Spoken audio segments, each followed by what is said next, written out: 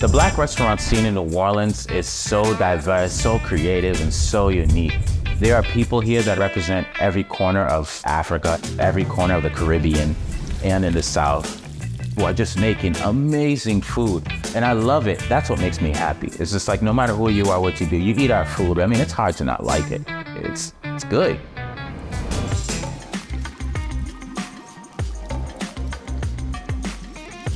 We always forget where the root of our cuisines come from, and I think that's something that needs to be highlighted. A lot of people will just automatically think that, you know, New Orleans cuisine is French and Spanish, but we cannot forget that New Orleans itself was a big port city, and especially when it came to importing and exporting the slaves. Black brothers and sisters were the ones who brought in a lot of these flavors and identities and dishes that created what we have today. Gumbos, Creole sauces, etouffees, things like that.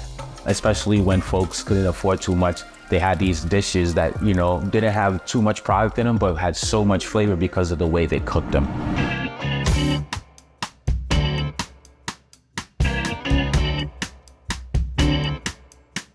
How's it going? Arkisha Baquet, this is my father, Wayne Baquet. Wayne, well, I'm Charly Pierre. Thank you for having me. Well, thank you for coming. Wow. What an amazing space. It's a lot of history in this restaurant. I see it's like generational legacy too. I'm the founder of Little Dizzy's. Arkisha and Wayne Jr., my son, are the proprietors now. The family started in the business in the 1940s. And this guy up here is my father, but the legacy really starts big time with him. He's the guy. You know, generational history is so important to me, and especially in this neighborhood being in the Treme. But I know there's one thing we gotta start doing now. We gotta start tasting something. Okay, well, let's get on to the next step. Right. So if there's one dish, like, hey, we need to take one recipe and put it in the history books, what would it be? She gonna tell you. The gumbo. I was gonna say, it had to be the gumbo, right? Oh, I get to taste some gumbo. Yes, okay. in the kitchen. Being a Creole family, yeah. Everything we're cooking, we've got amazing recipes with seasonings and things that we use to cook that just enriches it with so much flavor. What we are known for, our gumbo and fried chicken. If you are here and you've never been here, go with one of those things or both. All right, Charlie. Hold on now, let me Get yourself together. There we go. Prepare myself Get ready. for that. Here you go, some Baquet Creole filet gumbo. All right. So look what you got in here. I see some sausage. We make our own hot sausage, and that adds an amazing extra taste and flavor to it. I know I'm supposed to be asking questions right now, but I know, but you're enjoying it. That's all right. right. You're doing what most customers do. What do you think is Black cuisine in New Orleans? Like, what do you think comprises that? Creole cooking came from New Orleans. It was created in New Orleans because of the mixture of people who lived here. Black, African, French, Spanish. Okay, that's a mixture. And I think that's so beautiful. Like, if you really look into certain types of dishes, you can kind of see aspects of different cultures. Yeah, the cultures. Right. Why do y'all love to feed people so much? Well, it's in our genes, for one.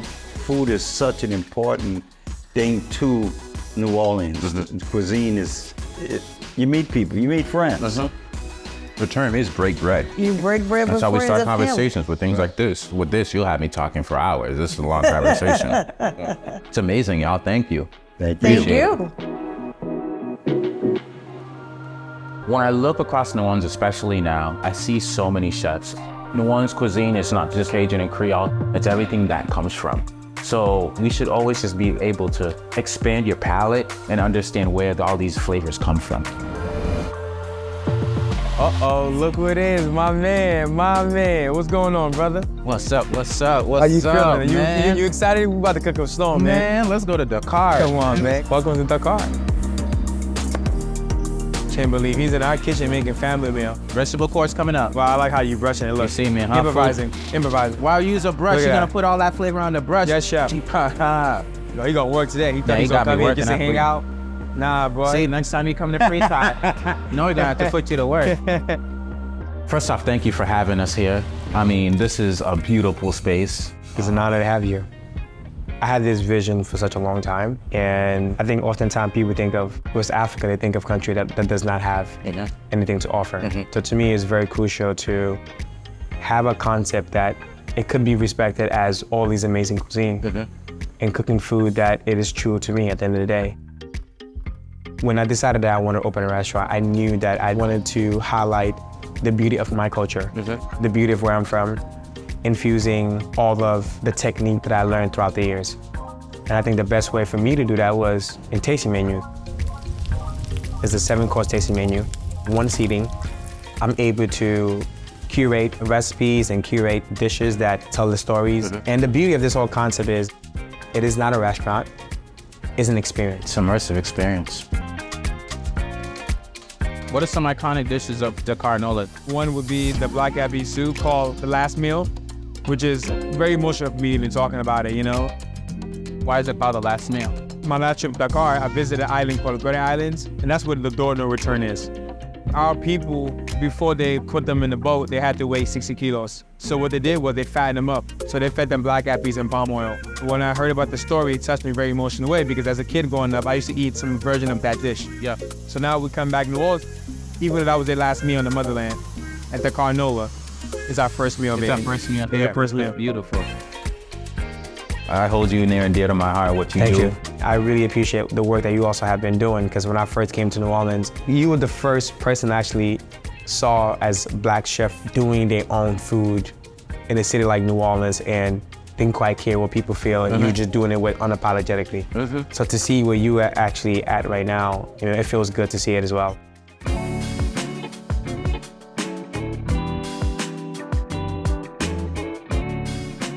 Growing up in Cambridge, Massachusetts was a kind of full Haitian culture, full Haitian family. But I didn't go to Haiti till I was probably about 12 or 13, maybe a little later than that. And when I went, it was mind-opening, especially the cuisine and the fritai itself. Fritai is kind of a Haitian street food stand. So when I went there every night, I'm like, no, we gotta go back and get some fritai. Like every night, I gotta go back.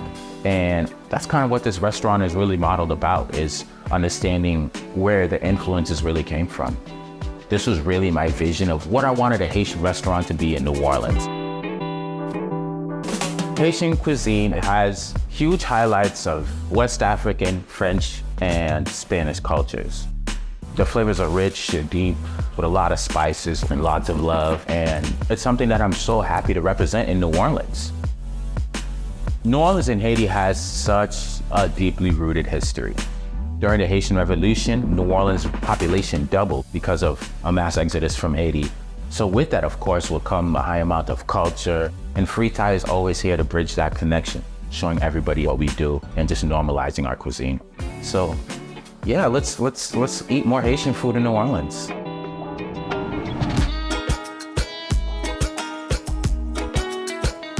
Lisa! Especially being a fellow chef in the Caribbean cuisine, it's really great to see my brothers and sisters become who they really want to be. Best Trini food in town. Show me where the double's at, please. All right, let's go. The history of doubles is May 30th was Indian Arrival Day. Okay. And that's when the first indentured laborers came to Trinidad. And they brought their spices and their culture, and doubles came from their culture. Ready to do this? Yes, let's do it. So we start off with the turmeric flatbread, and it's pretty quick. Yeah. So you just put it in the oil. And wow. it puffs up, and then you just flip. There we go, voila, Okay. That's it, Charlie. Pick 2 nice pieces right here, and they kind of like go over each other. So right here we have our curry chickpea. You got that curry goodness over there. What's in it? You don't have to tell me everything. There's turmeric in there and a lot of love. With the cucumbers fresh, and then to close it up, this is the part used to get me in a lot of trouble. To have doubles all over. Yeah, I think you should leave this part for me, Charlie. Oh, no, I'm gonna try it. You I'm gonna gonna try try it for sure. Okay, Yeah, she gonna make it look so easy. You go 1, Oh, Lord, you the lost 2, eggs. Oh, Lord. bam. 1. Okay, and then. Yep. Wait, no, I went the wrong way. Look, no. Yeah, it's good. It is. It's good. Let's go ahead and put that in a box and sell it. I want some doubles. You're one of the few chefs where I feel like we kind of grew up side by side in the city in New Orleans. So we're always saying, you're going to get your restaurant. No, you're going to get your restaurant. Right. And look at that. We did. Do you see any correlation between your food and food of New Orleans? Well, you know that New Orleans is a northernmost Caribbean city.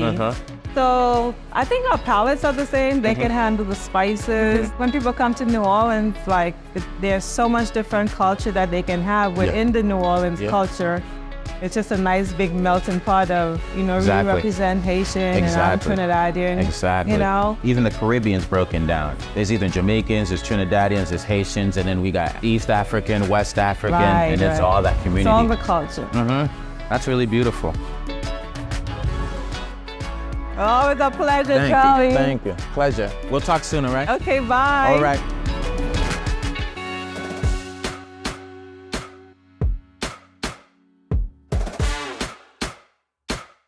Friends, what's going on? Woo!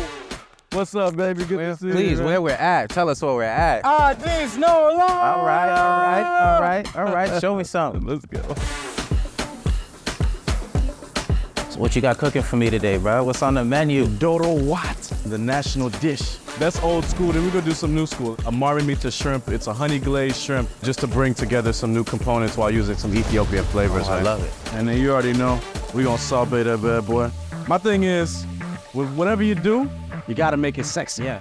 You gotta make it delicious. Only man who cooks in silk shirt. That's all I know, but he does it well. You know what I mean? And in Ethiopia, we have a phrase, I'm gonna teach you. It's wene gude. Wene gude. Wene gude, that means, oh my goodness. Oh my goodness. It sounds like, oh my goodness. Wene good. Wene gude. It's happening here, man. Addis, which is the capital of Ethiopia, it's where the name comes from, Addis Ababa. It means new flower. So when you put the word together, Addis NOLA, it's New Orleans. It's kind of a new flower of New Orleans, bringing traditional culture from the continent, from the motherland, this 2,000-year-old black culture, to the city we thought was valuable. We thought it didn't have it at all and that it needed it. And tell me about Bayou Road. Like, why is it so important to be here? Well, Bayou Road historically is the oldest road in New Orleans. Many people don't even know that. I just discovered this recently myself, that the Choctaw, the indigenous people, were actually trading, using this road to get from Lake Pontchartrain or the bayous to the Mississippi River. That's why it's Bayou Road. And they even say West Africans, the Senegambian people from West Africa, came here to trade dyes, indigo, all these other things. Now it's turned into what we like to call the Black Bayou. About 13 local businesses within this 1 block radius, 10 of them are black owned. That's really beautiful. I love the fact that this state itself is so rich with not only history, but black history. Black chefs are in New Orleans who are really changing the landscape and really creating a better future. One of the biggest things for us is just like we make up this community, we make up this network of culture that isn't limited to just one region, right? Not just New Orleans, but we're talking about Haiti, we're talking about Trinidad, we're talking about Ethiopia, Senegal. And I think what we end up doing is creating a better city and a better world for every single person to be able to experience other pieces of black culture and expand beyond just what we're normally exposed to. New Orleans has a bright future between the both of us and some of our friends as well too. So, I'm excited. I'm glad that we're a part of that. Man, that's why I mess with you. Come on. My dog right here. That's it.